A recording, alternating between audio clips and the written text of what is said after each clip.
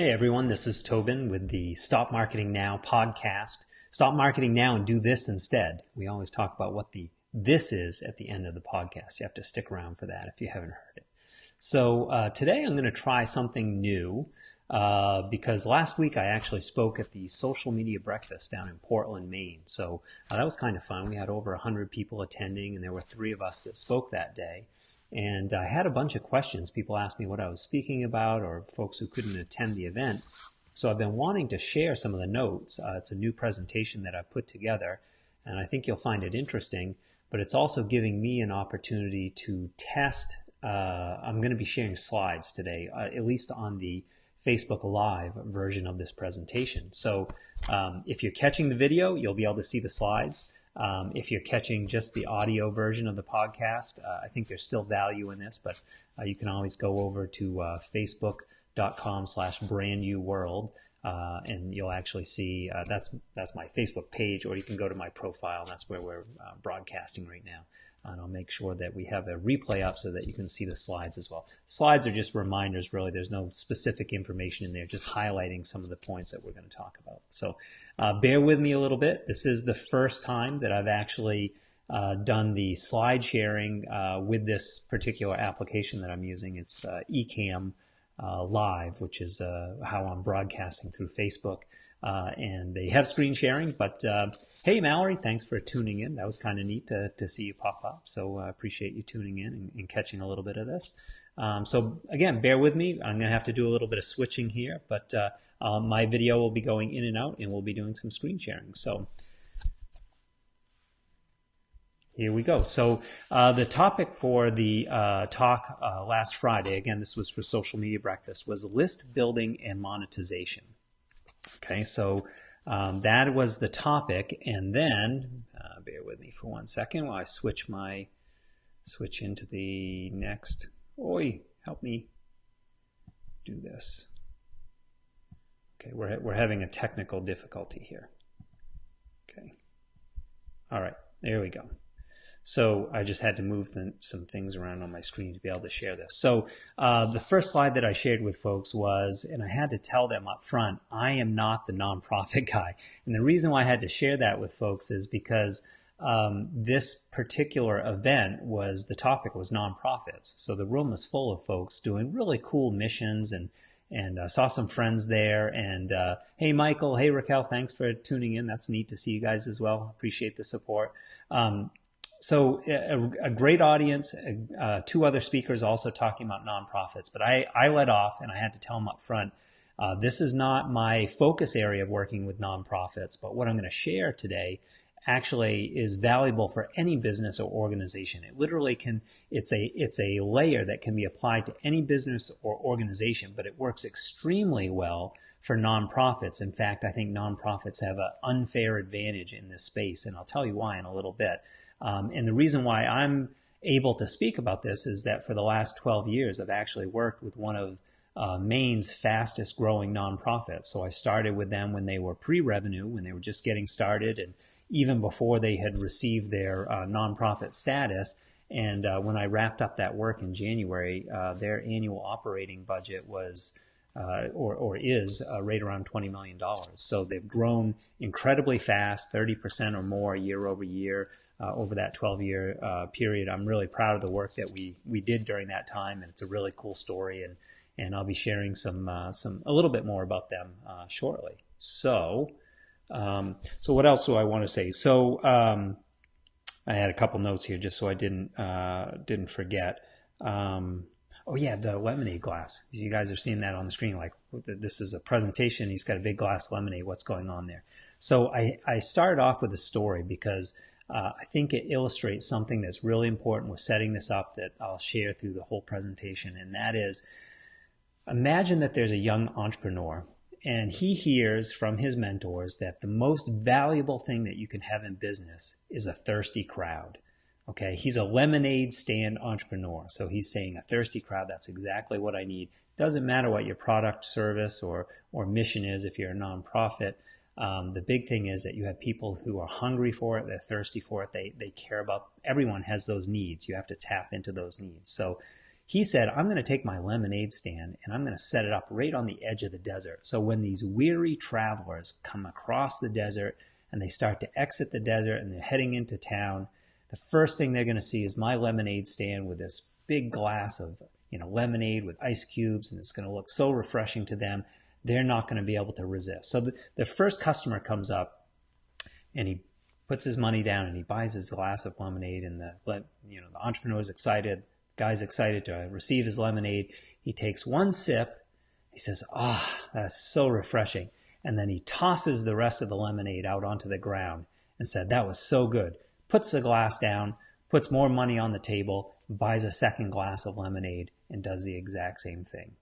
Now, this is crazy, right? Why would he do that? And yet, that's exactly what we all do with our websites and our digital marketing every single day. Because here's the fact of the matter. And I got to switch slides for you for a second here. So the fact of the matter is 2%, only 2% of the people who come to a website, and this is like across all industries. Usually it's going to be a little bit lower. It could be really higher if you're like an Amazon.com where people are coming in specifically to shop. But in general, only 2% of people are ready to take action to buy or sign up or do whatever it is that you need, what makes your business go. Only 2% of people are of the frame of mind to do that right then. People buy when they're ready to buy, not necessarily when we're ready to sell. And so that means that there's 98% of people who basically are just going to go wandering off. They looked at your website, maybe they got a little brand awareness, but then they click away. That is what is so important about list building. That's why I'm going to focus in. And for me, I get nerdy about this subject. I can talk about it all day. I apologize up front for that. But there's real value here, because when you can start to capture that 98%, and I'm realistic, I'm not saying you're going to get it all in you're going to capture 100% of the people who come to your website. But if you can capture 15% or 25% or 12% or whatever those numbers might be for you, if you can start to capture them, not just for a transaction, but put them on your list and start to build a relationship with them, they will buy, they will take action when they are ready, and you will be able to drink that whole glass of lemonade that we talked about before. You drink it sip by sip, and you build that list, and then that list becomes the most valuable asset that you own in your business. It literally becomes the thing that drives your business.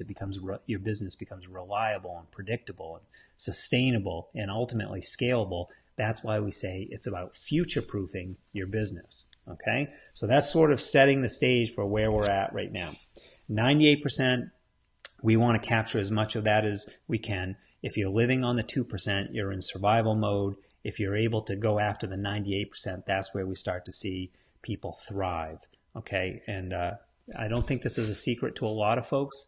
Maybe the numbers are new, but ultimately people understand that the money is in the list. Okay, the money is in the list, meaning that if you can work that list, if you can build real relationships with your list, and I'm going to be talking about email primarily today, but to me, the list is really about the relationship and the conversation you're having with those folks. So that could mean Messenger, or it could be an app, could be a Facebook group, probably not your Facebook page, and I'll explain why in just a minute. Things have really changed in this past year, dramatically, in fact, on the numbers around Facebook marketing. So I'm going to share a little bit more, but having that permission to stay in touch with someone, that's how you build that relationship. So if someone says they have a list and it's just a whole bunch of contact information or emails, and they haven't had any conversation with them in the last 6 months or 3 months, they don't have a list. They might have prospects to build a list, but they don't actually have a list. We're talking about the relationship itself. So what I call this is conversational list building. Okay, again, for that purpose that the list itself is not what is valuable. It's the relationship behind and creating that conversation. And that's why we always say stop marketing now, okay? Because it's the engagement that matters, not the size of the list. So why aren't more people doing this? Why aren't more people doing conversational list building? Why aren't they focused on this other 98% if there's so much value? Well, there's some real world reasons why people do this. The first one is it takes a little bit of work. To work your list, to send the messages out. People aren't sure what to write about. Sometimes they're a little puzzled on that. I think I've got some solutions for you today to give you some examples to make that a lot easier on you. But that's definitely one of the things. People just, I don't want to say they get lazy, but they get distracted with other things. They prioritize other things, and they just kind of let the list sit there, and it doesn't get tended to, even though it's this really valuable asset. The other reason why people aren't doing this is that when they do send messages, the traditional way of approaching email is that it tends to be drive people off. And that's where this term spam comes from, is people abusing the use of email. So we're going to talk about that in just a minute. The example that I like to share with people. Oh yeah, one more thing. Before we get into I want to talk about social again for a second. So with social, here's the really interesting thing. Facebook made this announcement earlier this year about their brand pages. So businesses, organizations, brands that have their page on Facebook, that organic reach is now like under 6%. So everyone complains about open rates on email. Social has become a much, much harder to play, and they're really forcing the paid side of it. That's to Facebook's advantage if everyone's paying to reach their audience, but it really has changed the game for a lot of organizations. I'll tell you why we love email in a moment, but social gets a lot of attention. It's the sexy thing that everyone's talking about and trying to plan their strategies. But these recent changes with Facebook have really forced new strategies on folks. One more thing about traditional versus, let's talk about social and email. One more thing. So those people that aren't sending the messages out, or when they do, those messages tend to be promotional and sort of drive people away. I want you to imagine for a second that you went to a cocktail party and you met someone new, you're networking, you're looking to grow your business, you meet someone new, and the person's over there in the corner and they're talking about themselves, talking about what they sell, me, pushing that kind of message. You wouldn't stick around very long in that conversation. You're there to network, you might make a connection, but it's not that engagement that people look for where it really builds, because it's all about that one person.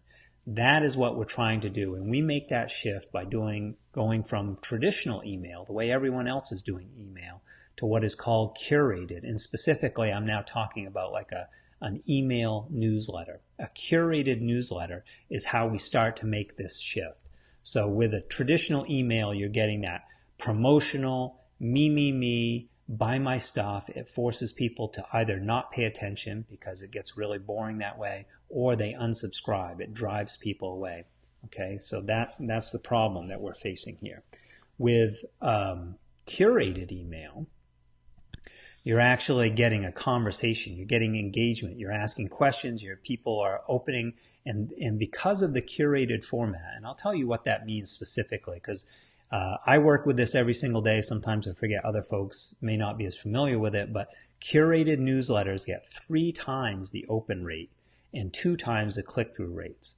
And I'm going to tell you why. A curated newsletter is when you're sharing little bits, I call them nuggets, but you're sharing teasers of content that is interesting to your audience, and you're not just talking about your business, your organization, and the stuff that you're selling. You're sharing information that's of interest to your audience, and because it's interesting to them, it feels like a give. Okay, it feels like you're giving information, useful information and resources to them, and not just asking something of them. And that is super important, because that is what forces these, people look forward to these messages.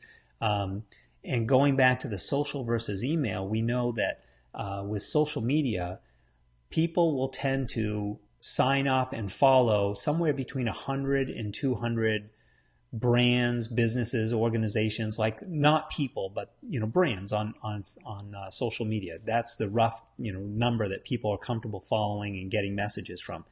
On email, that number is like 10 to 20. And the reason why is we're much more protective of our inbox. It's much more personal, has a lot of advantages. It's so easy to unsubscribe with email. So if you abuse the relationship, people are gone. They like that control. It's personal.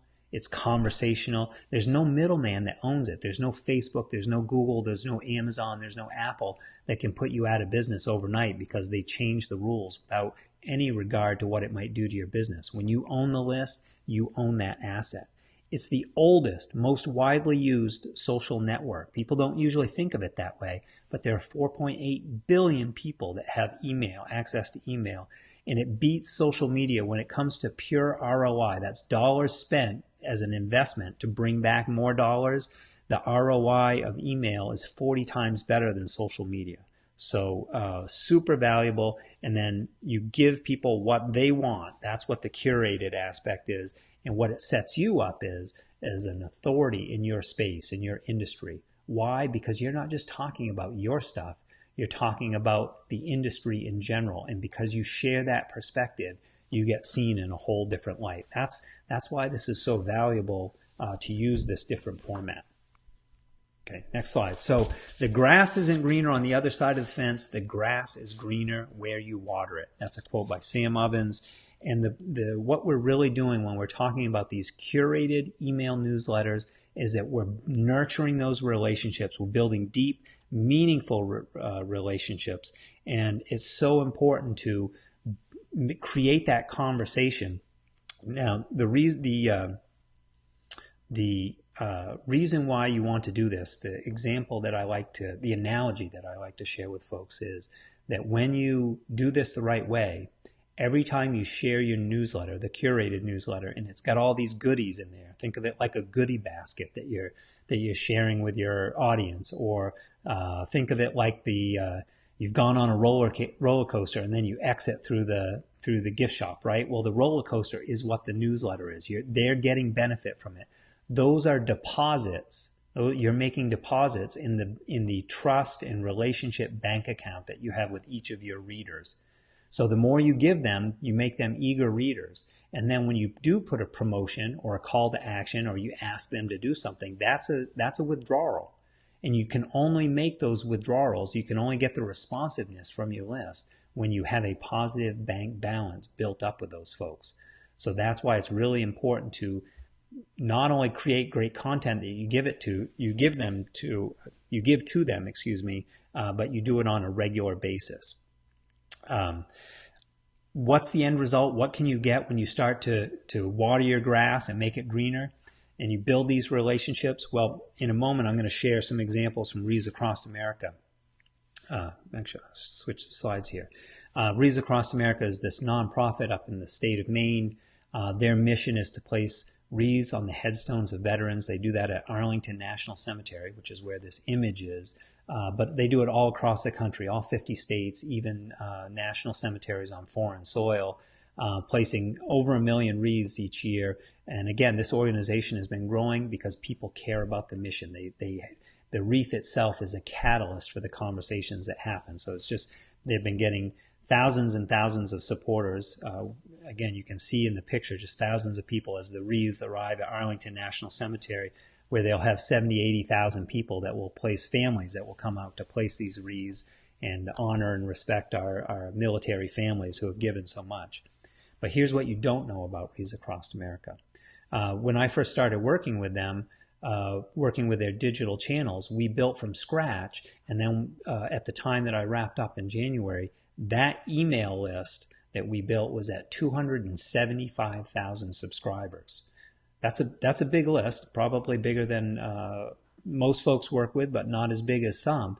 But here's the power of having that list, is that every week we would send out the curated newsletter, again, not just about Rees Across America, but about the things that their audience cares about. And we would get between 11 and 12,000 clicks just from that newsletter alone. So it was a super driver of traffic, engagement, interest, because people get busy with your social media feed. You don't always see those messages. It's now down under 6%. But with newsletter, if you're a good source of information, you're going to be seen on that weekly basis. You're going to get higher than average open rates and engagement rates.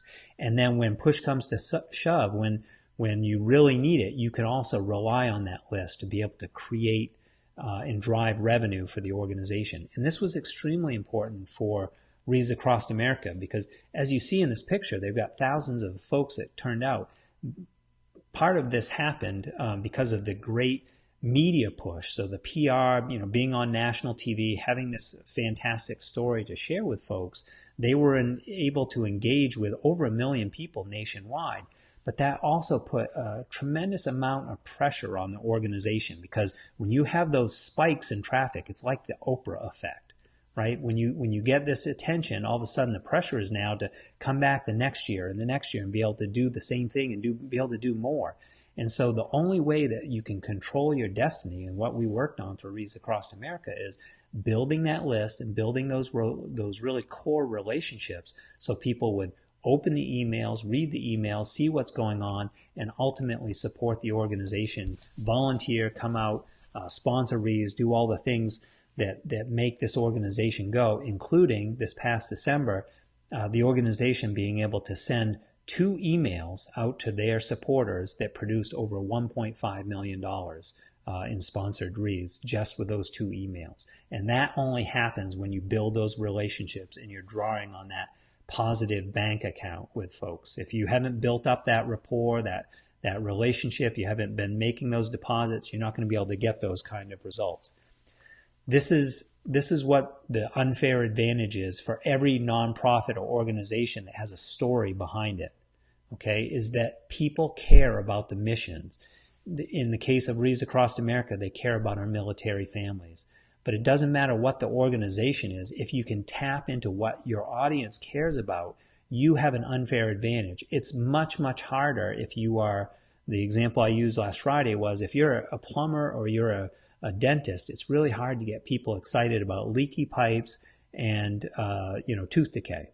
But what businesses like that can do, because their audience does care about other things, they can talk about local events, they can talk about, particularly if they're a local business, they can tap into that aspect. There are ways to do it, but if you're a nonprofit, you always have that mission. Nonprofits get formed because they have great missions.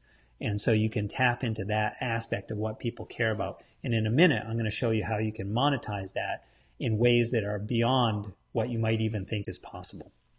But there's one last thing I want to share about this, and it's really important, is I wanted to point out that good marketing is a team sport. So I'm sharing some stories about Rees Across America. I'm really proud of the work I did, but I'm in no way saying that I produced those results. There was a whole team of us working on that, bringing great ideas to the table. It was a really exciting time and something that I was super privileged to be a part of. But I just want to point out that it's really important that you bring that creative energy from different people together. And when you're able to do that, you can achieve really exciting things. And that's fun. It's fun to do that. It becomes a game. So one more thing I want to share, and I think this is a really important one. It's an example that I shared with folks last Friday, and I want to convey it with folks because they may not realize what the impact is. So I told you earlier that people either have a list and they're not engaging with it very often. It's work to get the messages out, think about what you're going to say, or they're afraid they're going to drive people off. But let's imagine that you have a list of 10,000 subscribers. We'll just use sort of round numbers to make this easy. And you're getting industry average open rates, which means the opens are between 10 and 20%. And you're sending your newsletter or your email promotion out once a month. Now, those are very common numbers from my experience in talking with folks. In fact, I would say once a month might even be more frequently than most. A lot of folks may not have a list of 10,000. Maybe they're bigger, but all those numbers are very common, okay? If those numbers are true and you do the math, you will be reaching about you'll get a reach of about 18 to 20,000 people per year. Okay, but the important thing to know about those numbers is your people, if all those numbers are true, your people are only hearing from you 1 to 2 times a year. And that's not going to get it done. That's not going to get the results that you want. That is not going to produce the reliable, predictable, sustainable revenue numbers that you're capable of doing with your list. And we'll share how and why you can change those numbers in a moment. But this is a really important part. You've got to stay in front. You've got to build that relationship. We feel that a weekly newsletter is a great format to do that in. If you're doing less, you're probably costing yourself money. All right. So one of the questions that I get from folks is, how do we grow the list? Okay. Maybe I just shared an example of someone who has a list of 10,000. What if you don't have a list at all? The answer to that is you've got to give them one good reason. The majority, over 80 to 90% of the websites that I look at are folks that are collecting emails. So checkbox number one, they're collecting emails. They're going after the 98% and not just trying to live on the 2%. But the reason that they give for people to put their email in there, they say, join our newsletter, subscribe to our newsletter, join our list. Nobody wants to be on another list and get more email. You've got to give them one good reason. What are they going to miss out on if they don't sign up for your list? What kind of information are you sharing? If you can answer that question in 1 to 2 sentences with a really great answer, your list is going to grow. And then you can use that answer in many different places. You can use it on your website, your social media. For example, when I'm speaking at events, I'll share my examples of that. So give folks one good reason. And again, think of what is it that they're going to miss out on if they're not on the list. Go right to the heart of that, and you will start to you'll start to connect the dots and be able to grow your own list. What else did we want to say? We talked about the deposits, withdrawals, and needing the positive bank balances with folks. That trust banking with folks. Okay, so next thing is I shared a rule of thumb here that a lot of folks would be interested in knowing, and that is that there's in digital marketing they talk about an email subscriber being worth $1 per subscriber per month. So if you have that list of 10,000, that list should be worth $10,000 a month to your organization. Are you getting those numbers right now? I don't know your list size. I don't know your revenue per subscriber number. But if it's anything less than that number, you're probably leaving money on the table. And the next couple slides are going to show you some alternatives of how to reach that number. Because it's not automatic, and it may be different than how you expect to reach that number. But that number is actually low. I can show you examples of $1.60, $3 to $4 per subscriber, over $10 per subscriber. When we get into the specifics of a given business or organization. But that rule of thumb of $1 per subscriber is a good measuring stick to think about. Okay. Another reason why you want to grow your list, and this is something that most people don't know and don't realize, and that is that when you have a list of 4,000 or 5,000 people, and that's sort of the minimum size, you can unlock what I like to call beast mode. Now, I have a picture of a video game controller on here because beast mode is one of those terms. If you're a gamer, if you've ever played video games, beast mode is when your character in the game gets bigger and stronger and faster. It's usually for a limited amount of time. It's not like you play the game that way the whole time, but you get this big surge of power and you get to do amazing things in your game that you can't do otherwise.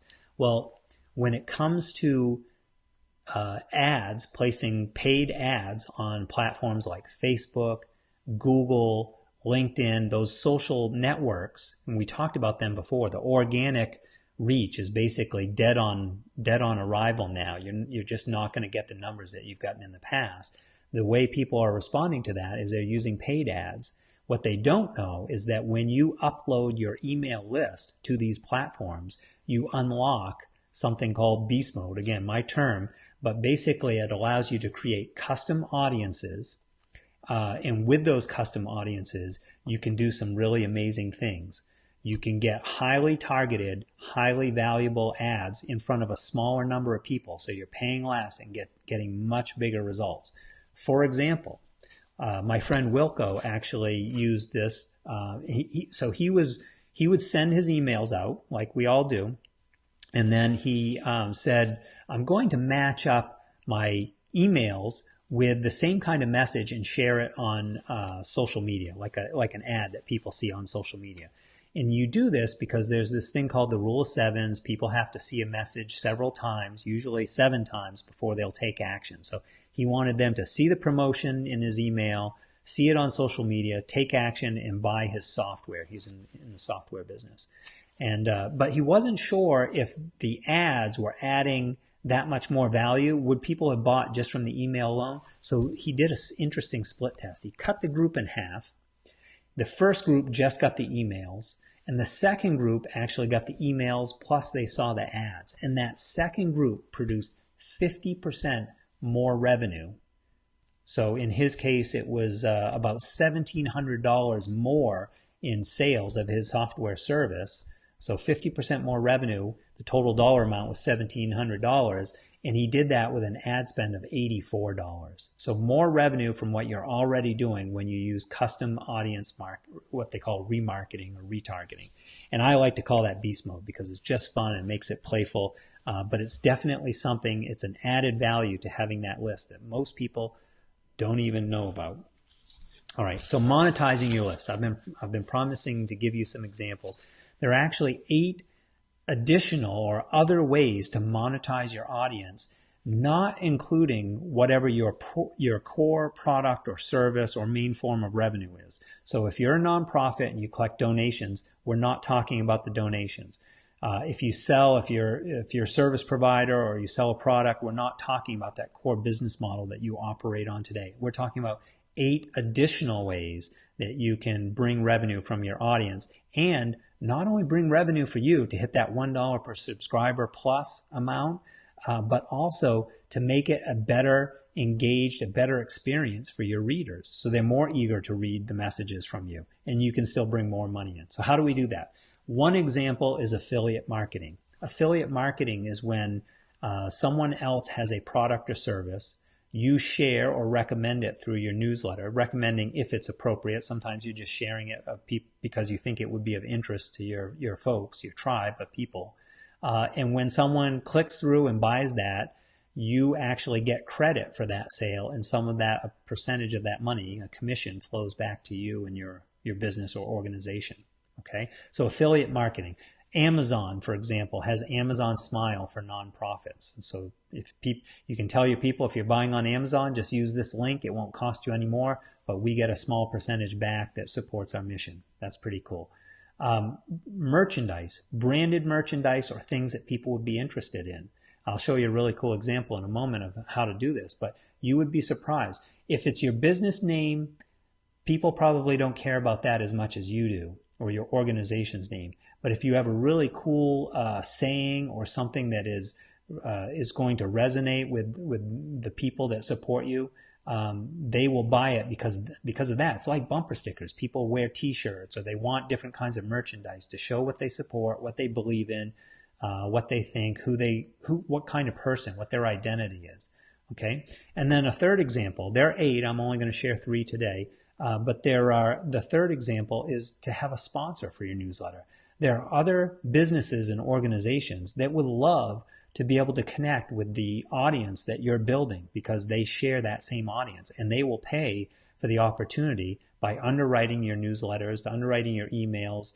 There are a number of different ways to structure this, but there's absolutely ways to get this service of sending the newsletter paid for, and again, in a way that supports your readers because they want to know about good recommendations. And remember, with this curated newsletter format, you are an authority in your industry. So they very much want to get recommendations and hear information and ideas, new products and services from someone who's an authority. They don't necessarily want to hear it just from someone who wants to sell it to them. We all start to tune out advertising, right? But we love recommendations, and word of mouth is one of the most powerful ways to do that. Okay, next one. So here's some actual examples. So these are screenshots of 4 different T-shirt campaigns that we ran, and again, this was for nonprofits, so I used Rees Across America. But you can see the totals: $13,000, $25,000, $32,000.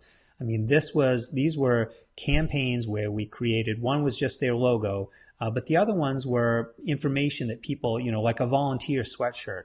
That people wanted to show they supported the organization. And what was really cool about this campaign is that not only was the T-shirt, so we sold the shirt, and the money that came in paid for the shirt, but then the additional dollars, because we set the price so that with the additional dollars, a wreath would be sponsored with each purchase as well. And so people really loved that combination because it was so mission-oriented, it so fit with what the organization was doing. They were able to buy T-shirts and show their support and also have another wreath placed. It was very successful. In fact, we were able to raise, at one point we did, the highest mark I think was $209,000 over 7 campaigns in a full year. So 7 different campaigns, for example, like a St. Patrick's Day shirt, branded shirt, that was one campaign that we ran. But out of 7 different campaigns, the total dollar amount it brought in, not counting the cost of the t-shirts, this is just additional funds to the organization, $209,000, just under $209,000. So very cool. I also wanted to share, it's not on the slide, but I'll tell you this little story. So the day that I did the presentation, which was last week on Friday down in Portland, I was actually waiting to get a message from one of my clients to come in, 2 of my clients actually, they're partners.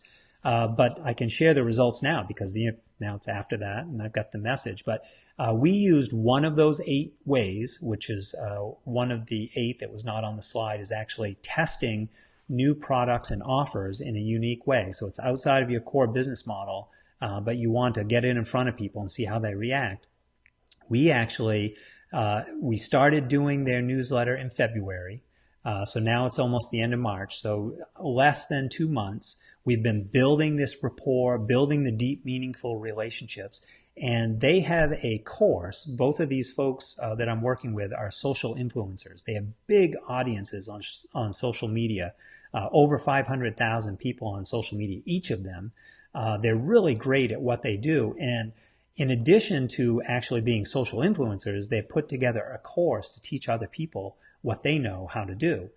So it's a really cool course, and what's best is that these folks walk the walk, like they're the real deal because they have big followings, they work with corporate sponsors, all the things that if you wanted to do this kind of work, you'd want to know about.